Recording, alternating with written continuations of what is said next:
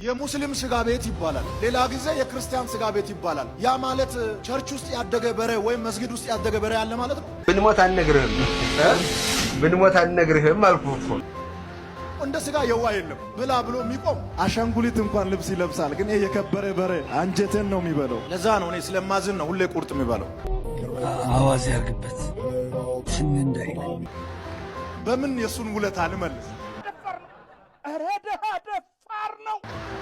ለጣዖት የተሰዋውን ስጋ መብላት ኖርማል ነው ካለ በኋላ ጳውሎስ ግን አለ አንዳንድ በህሊና ደካማ የሆኑ ሰዎች ስላሉ እነሱ እንዳይሰናከሉ ጣዖት የተሰዋውን ስጋ መብላት ስትፈልጉ ለወንድሞቻችሁና ለእህቶቻችሁ ስትሉ በአደባባይ ወይም በቤተ መቅደስ ውስጥ አትብሉ ወደ ቤታችሁ አምጥታችሁ በድብቅ ስፍራ ብሉ በእናት ምን አይነት አስተሳሰብ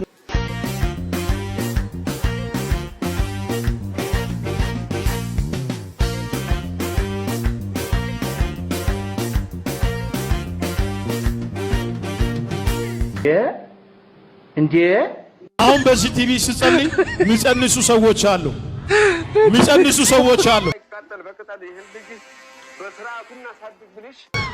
ሙስሊም የለም ኦርቶዶክስ የለም ክርስቲያን የለም እዚህ ቤት ይመጣል ሰው አርግዞ ይመለሳል ሁሌም ረጋ ብለው ዛሬ ደግሞ እንደሚያረጋውትን ያሳጣው አሁን ያንተ ፍቃድ ነው የምንጠይቀው እኔ ጌታ ይናገራል አንተ ነገ እሷ ሄዶ ብታገባም እኔ ምንም ችግር የለም እግዚአብሔር ከፈቀደ ፈቀደ ከከለከለ ከለከለ አዎ እግዚአብሔርም አልፈቀደም ያንተ ማደለችም አዲስ ላንተ ሚስት ክሬት ላርግ ስማ ታበየስ ምን ነው አንተ መረን ወጣ ምን ነው ባለቤት እንደሌለው ሚዲያ በጣም አወራ ስነስርዓተኛ በጣም ምርጥ ሴት ቀይ ማለት ነው በጣም ቀይ ጽድት ያለ ቆንጆ ሴት ባንተ እጅ ላይ አስገባው አሁን አንተ መቼ ነው ማግባት የምትፈልገው እግዚአብሔር ያለው አዲሱ አመት ላይ እጅ ላይ ትግባ ገደል ግባ በአዲሱ አመት ላይ ኒው ይር ያ ከሻክሶ ሊፈጠር ወደ ከሌላ ሀገር ሊፈጠር ከየትም ይሁን ቆድፈላ በጌታ በእንዳመንክ ልጅቷ አሁን ወደ አንተ ትራንስፈር አደረኩት አሜን ይላል ይሄ ምን አይነት ጀዝባ ነው በእናትህ አሁን ስማ ያንተ ፍቃድ ነው የምጠይቀው አሁን እኔ ልጅቷ አያለው በመንፈሴ ቦዲ ለብሷ ቀይ ናት በጣም ቆንጆ ናት ጽድት ቀይ ሴት በጣም ዘመናዊ ቆንጆ ናት እኔ የሚያየው በመንፈሴ ዓለም ላይ ኢሜጅ ምጣ በቃ ስለዚህ ላመጣ ሊያት እሺ እኔ አነሳለሁ ምትል ሰው ብቻ ሁለት ሰው ወይ ሶስት ሰው አብሩ እንዳይጠፋ አብራ እንደዚህ አብሩ እንደዚህ አብሩ አሁን ምንድነው የምትሆነው ታውቃለህ አሁን እኔ እዚህ ሆኜ እናንተ ላዛለሁ ትንቢት ተቀባይ ይሄ ነው እናንተ ደግሞ ትንቢት አስፈጻሞች ናችሁ መላእክቶች ናችሁ ስለዚህ አሁን ሁላችሁ ኡፍ ብሉት ካሜራን ካሁን ከዛ ኡፍ ብሉት አሳዩ ወደዛ ሁላችሁ ትልቀይ ወደዛ ወደ ጉባኤ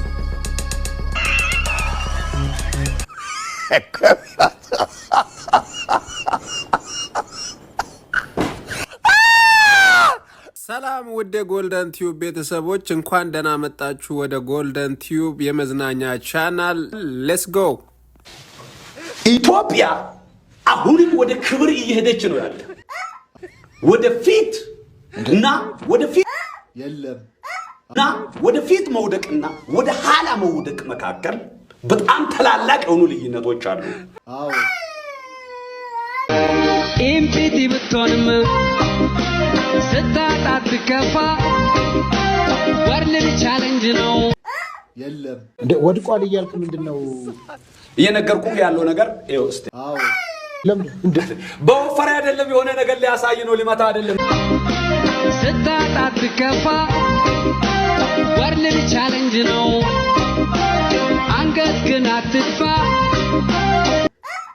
ዛሬ ባይሳካ የኑሮ ጉዳይ ወፎች ሲዘምሩ ታይ አይደለም ወይ ይሄ ማለት ደግሞ እየሰማ ነው አይደለም ኢትዮጵያን አለቃትም ለባንዳ አልሰጣትም አዎ ስንት ማከር ቲንካ ታርግ ከንቱ ፕሮብሌም አይጠፋ ወይ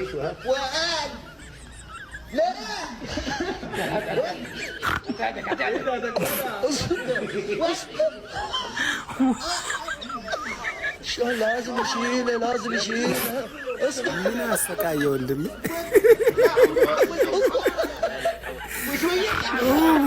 ጋድ እንዴት እንደሚሆን ብቻ ተመልከቱልኝ። ኦ ማይ ጋድ አይስቃ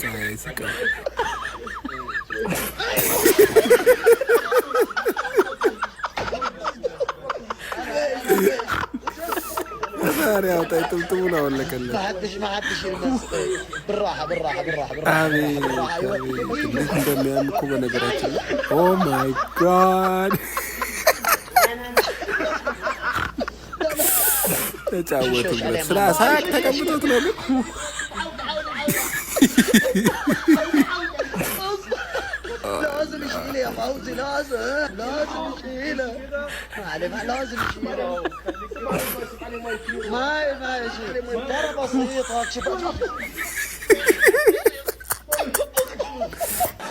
ቁልፉን አምጣ አልኩ። አምጣ። እንደሚቀየር ታውቃለህ? ይቀየራል። አትበይ። ይቀየራል ታውቃለህ? ዶልፊን ይሆናል። ምን ማለት ነው? ቁልፉ ዶልፊን ይሆናል። ምን አለ እንደ ቃልህ ባደረስ። ሄሎ ኢየሱስ። ሄሎ አልኩ። እግዚአብሔር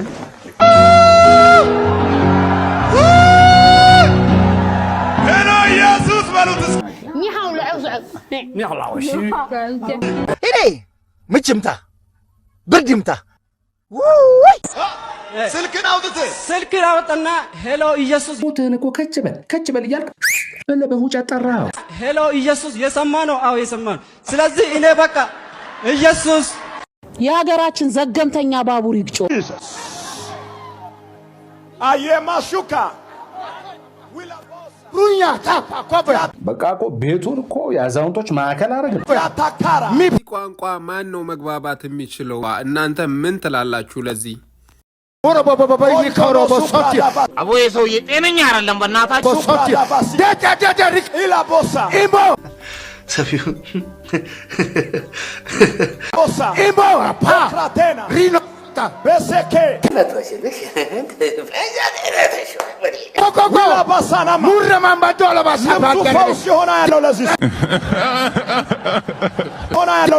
ይህንን አዲስ ቋንቋ በደንብ የምትረዱና የምታውቁ ሰዎች በኮሜንት ላይ ለሁላችንም እንድታሳውቁን ምን እንደሚሉ አሳውቁን።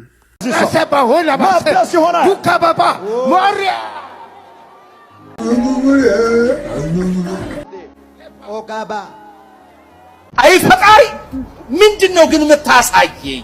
ፒክ አፕ ፕሊዝ ፒክ አፕ አያቴ ኒኪ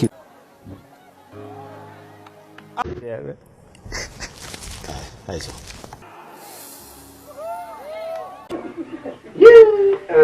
መድኃኒዓለም ብቻ አንተ ነው የምታውቀው። ወረኛ ቀዳዳ ቶሪናፋ ጡሩምባ ቦትራፋ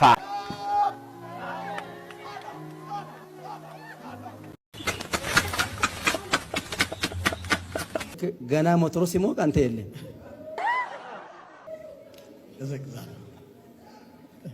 መፈውስ ትፈልጋለህ? ገና ሞተሩ ሲንቀሳቀስ አንተ የለም። የለውም።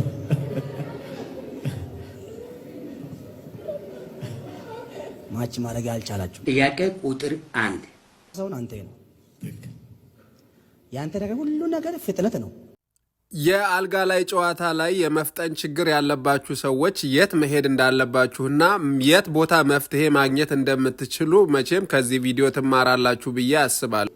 ሁሉ ነገር ፍጥነት ነው። ሁሉ ነገር ፍጥነት ነው። ገና እሷ ገና ብሎ ስትል አንተ የለም። ለመሆኑ ምንድን ነው ያስጨነቃችሁ? ሳልዘጋጅ እሷ ስትል አንተ ዘሮ ነው። አስደስታት። ያ ችግር አለ። አንተ የእንተ ነገር ላይ ችግር አለ። ስንት ደቂቃ ላድርግልህ? ጸልልኝ።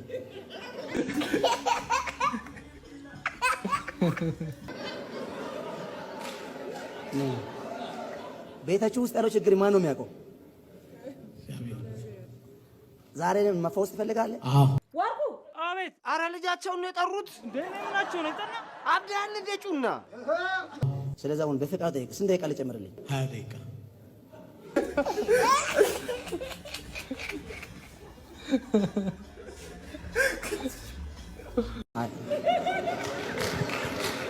ባልየው እንዲጨመርለት የፈለገው 20 ደቂቃ ነው። የእሷ ስንት ደቂቃ የሚውትል ይመስላችኋል? እሷ ስንት ደቂቃ የምትፈልግ ይመስላችኋል? ነገር ስንት ደቂቃ ልጨምር? 30 ደቂቃ በቂ ነው። አንቺ እንደ ፓረስ ዝም ብለሽ አትጋልቢ። ጥያቄዎቹን እኮ ዞር ዞር ብለሽ መመለስ አለብሽ። 30 ደቂቃ በቂ ነው። ዛሬ በጌታ በኢየሱስ ስም ስልጣን 30 ደቂቃ ልጨምር። የሁለቱም ፍላጎት እንደሰማችሁት የተለያየ ነው። ባልየው 20 ደቂቃ፣ ሚስትየዋ ደግሞ 30 ደቂቃ ነው የምትፈልገው። 30 ደቂቃ ልጨምር። እሷም ተስማማለች። 30 ደቂቃ አሜን። ተቀበያለሁ። ትፈልጋለህ? በኢየሱስ ስም ስልጣን ተያዙ። እርስ በርስ በኢየሱስ ስም ስልጣን 30 ደቂቃ ሰጠሁት። ምንድነው ነገሩ? እውነቴን ነው። በዚህ እወድሃለሁ። ከነበረ ሰከንድ ላይ 30 ደቂቃ ጨመርኩት። አይሻልም? አንተ እሱን የምትፈልገው ያው ሲማ ወንድሜ ችግሩ አይቼዋለሁ። እጅል በጌታ በኢየሱስ ደም አሁን ባለበት ደቂቃ ላይ ደቂቃ ጨመርኩት። አሜን። ባለበት ደቂቃ ጨመርኩት። አሜን። በኢየሱስ ስም ስልጣን ስፒድ ይሁንላችሁ። አሜን። እንደ ማይት ኔም ኦፍ ጂሰስ አሜን። ግን መተ ቀነስ እንዳትል አይደል? ስለዚህ ቀነስ አትሉም። ተስማምተዋል። ሁለቱ ተስማምተዋል።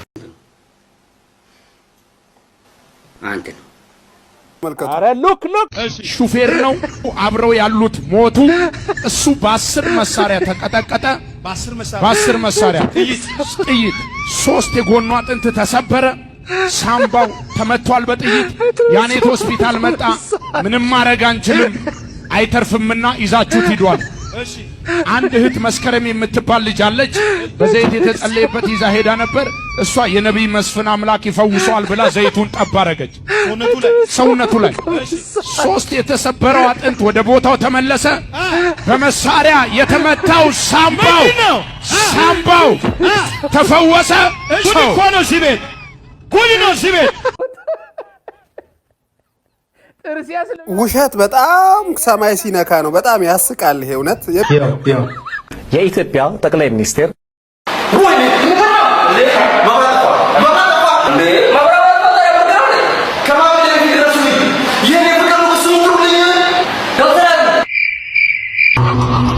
ተመልከቱልኝ ብቻ ምን አይነት ነገር እንደሚሆን መጨረሻውን ታዩታላችሁ። ተመልከቱት። ደመረልክ ከሰማይ ላይ በሰላም ወርዶ የኔ በራሪ ሱፐርማን ዶክተር አብይ ውስጤ ነህ፣ ዶክተር አብይ ፍቅር ነህ፣ ዶክተር አብይ እናቴ ለምን ወደ ሳኮት የመጨ ቪዲዮ film ሰው እንዴት ሀገሩን እኩል ያሽቃብጣል? በጌታ በኢንተርናሽናል ደረጃ ታሽቃብጣል። ልናገር እንጂ መግባቴ ካልቀረ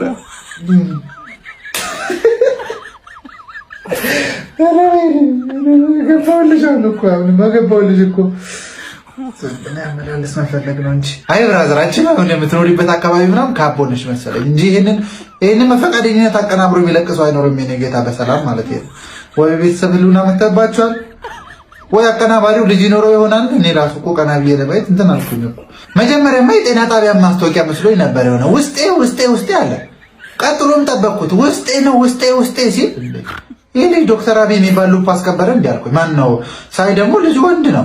ምን የሆነ ሰዓት ደግሞ ምን አለ እንዴ ማሽቃበጥ ራሷ እንደዚህ አታሽቃብጥም ማለት ራሷ ማሽቃበጥ ፍቅር መተንሰሻ ምጭነህ አድባር ተውጦ ስሜቴን እበዳለሁ ዛሬም ስለ ፍቅር ልቤ ሊለየ ነው። ዛሬ ደግሞ ቁጭ ብዬ ምን አሰብኩኝ፣ ምናልባት እንደዚህ አይነት የዘፈን በር ካንሰሮች የሚከሰቱት ማን ነው የዘፈን ድምጽ ምናምን እክሎች የሚከሰቱት ምናልባት በጊዜው ተስፋ ያደረገው ነገር ሳይሳካለት ቀርቶ ቢሆንስ፣ ማለትም በጊዜው 12ኛ ክፍል ተፈታኝ ሆኖ ወድቆ ቢሆንስ አልኩኝ። ከደረስክ ማለት ነው 12 እነኚህ ሰዎች ምን እንደሚያደርጉ ብቻ ተመልከቷቸው። ተመልከቱ፣ በደንብ ይዋቸው።